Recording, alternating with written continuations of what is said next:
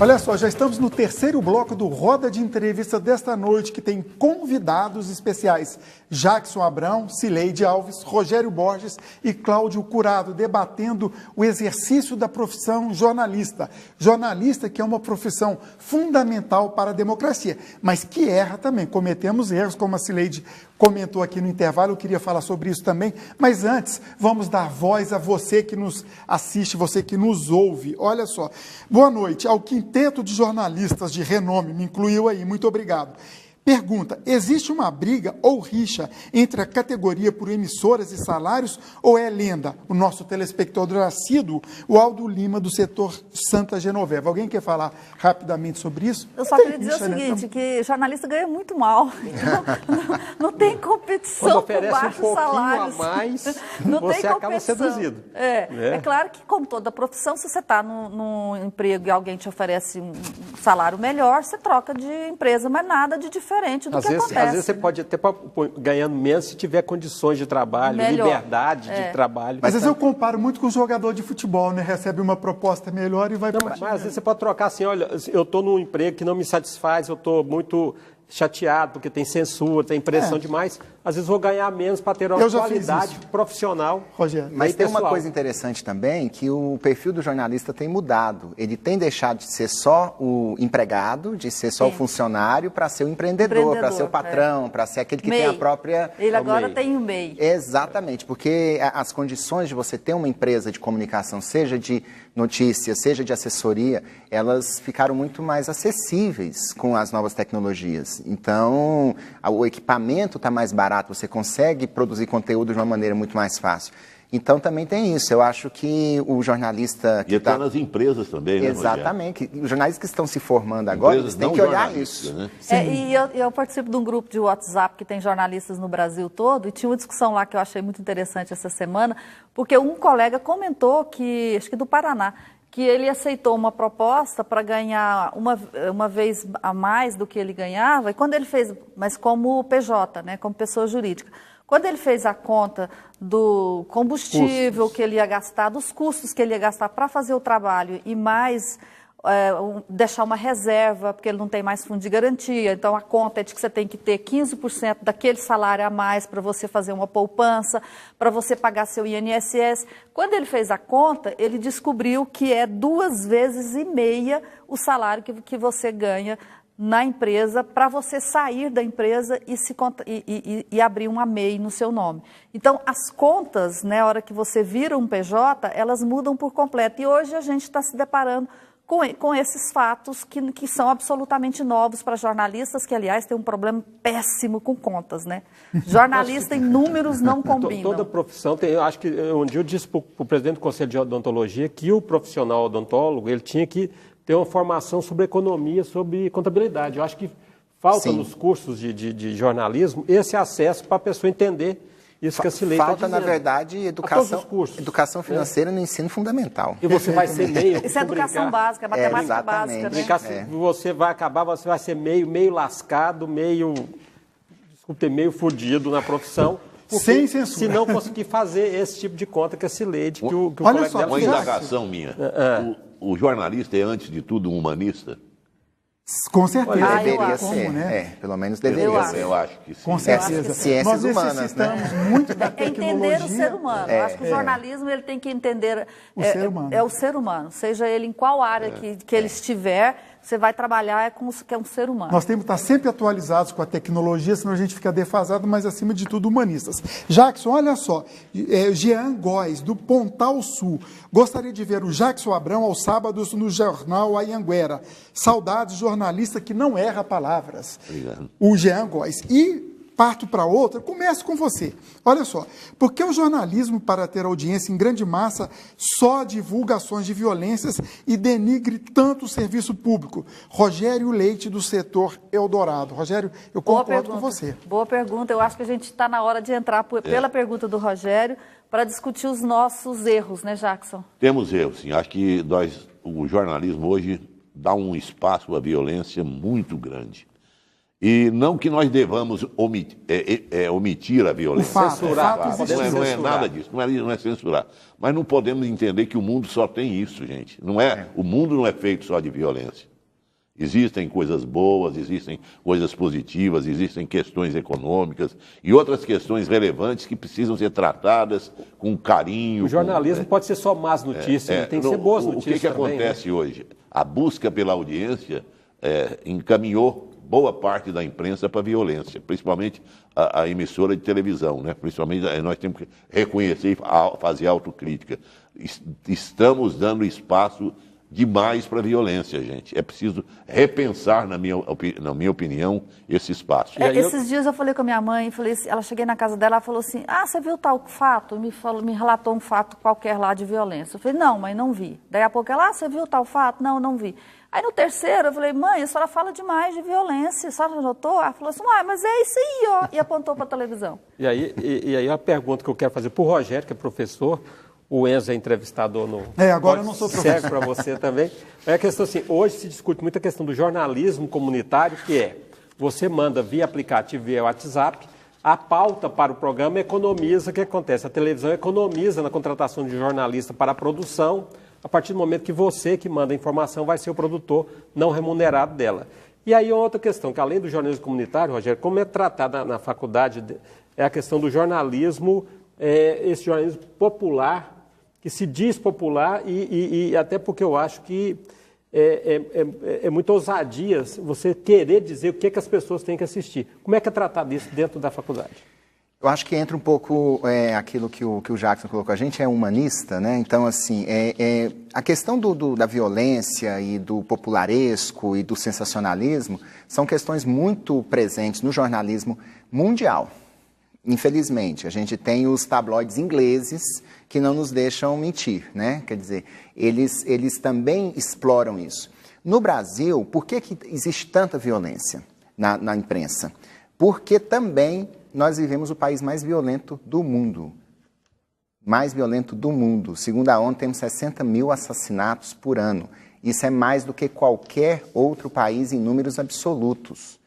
A quantidade de assassinatos que existem no Brasil hoje é a soma de toda a Europa, da China, da Índia, da Rússia e da América do Norte. Você está falando de países que têm pena de morte. China, Rússia... do norte da África. E países extremamente populosos. China e Índia é 1/3 da humanidade. E nós temos mais assassinatos que eles todos juntos. Vi um dado, aquele massacre em Nova Zelândia, ele matou 50 pessoas. No ano passado foram 35 homicídios no ano inteiro na Nova Zelândia. Nós aqui temos 60 mil. É mais do que a guerra da Síria, é mais do que a guerra do Afeganistão, é mais de qualquer guerra. Ô, Rogério, permite só... Mas só completando, Jackson, assim, isso explica, mas não justifica. E a gente precisa ir um pouco, eu concordo com vocês, na crítica, de que a gente explora muito isso. Porque está muito fácil. Porque está muito dado, porque o tempo inteiro isso acontece. Eu estava comentando hoje na redação que 20 anos atrás a gente teve aquele caso da favela naval, que um policial matou um trabalhador e aquilo virou um escândalo nacional 20 anos atrás. Antes de ontem, eles deram 80 tiros no carro de uma família. E ninguém mais liga tanto.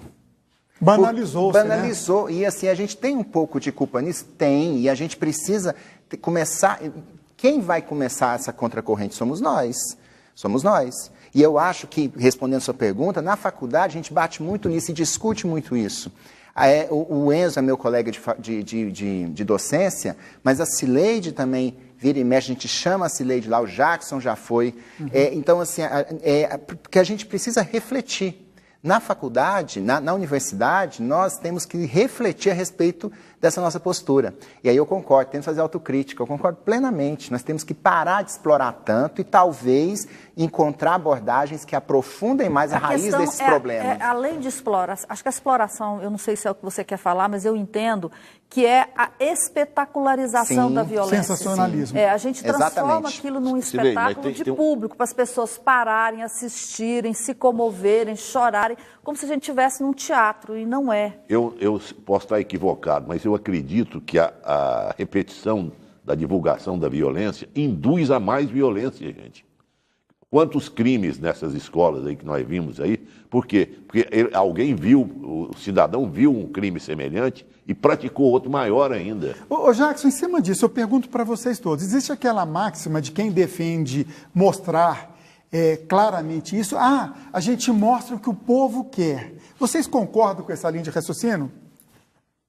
O povo tem outra coisa para escolher, ele sabe escolher outra coisa. Uma vez eu vi uma fala do Steve Jobs, quando eles perguntaram para ele se ele tinha feito pesquisa para descobrir se o povo queria o iPod, como é que ele fez. Ele falou, não, o povo não sabe o que ele quer, eu que sei o que é, e eu ofereci o iPod. Quer dizer, ele percebeu um desejo latente que não tinha verbalização, não tinha nada de concreto, e ele conseguiu produzir um produto. Eu acho que isso o jornalista tem que fazer. Nós temos que descobrir os iPods que a sociedade precisa. Eu concordo plenamente. Eu acho que a gente tem que parar com essa história de o que o povo quer. Eu não perguntei para o povo o que ele quer, para início de conversa. Então, eu estou oferecendo. Muita audácia, né? Eu achar que exatamente. Sei o que e não é só jornalista, não. É qualquer um. Líder religioso, líder político. A gente tem que parar um pouco esse discurso. Eu concordo plenamente com a Cileide nesse sentido. E aí, a gente estava até comentando aqui, eu e o Cláudio aqui no intervalo, ele perguntou a respeito de uma matéria que saiu sem ser esse fim de semana no passado, sobre a cidade de Faina, que saiu no Jornal Popular. Ainda assim. Faina sim, né?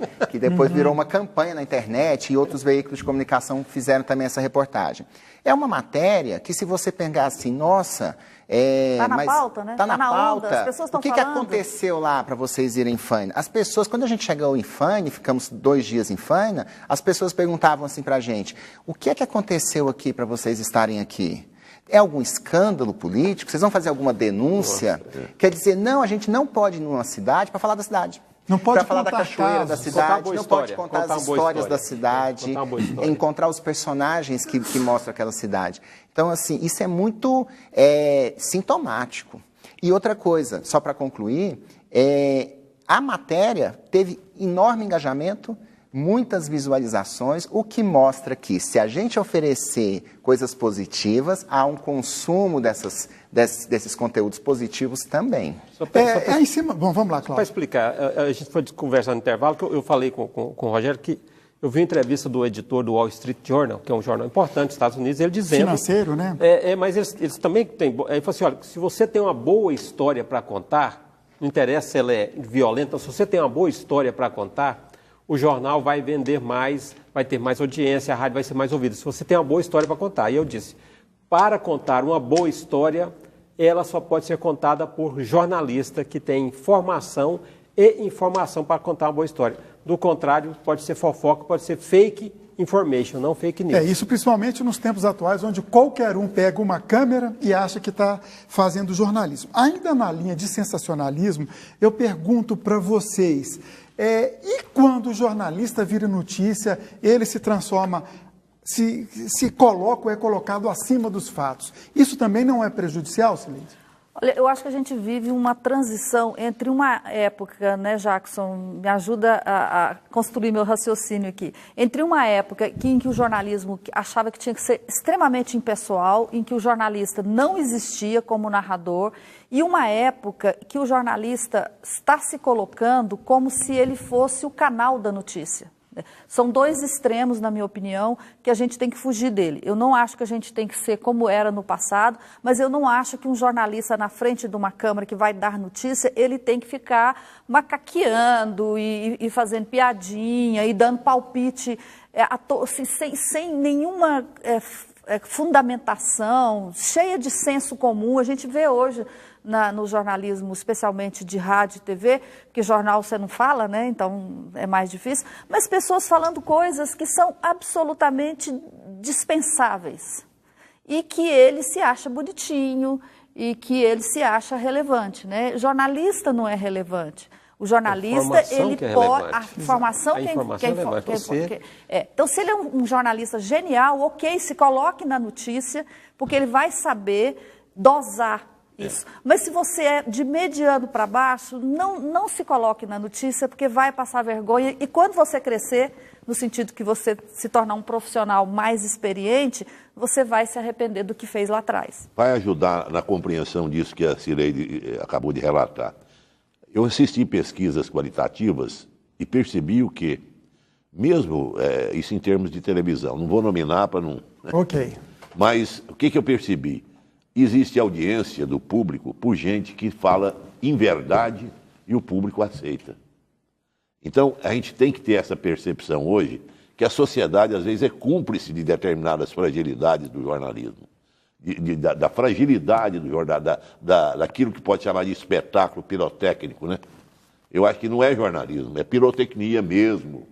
Então, como a audiência às vezes agasalha isso, essa prática tende a prosperar, né? Essa é a minha percepção assistindo uma pesquisa qualitativa.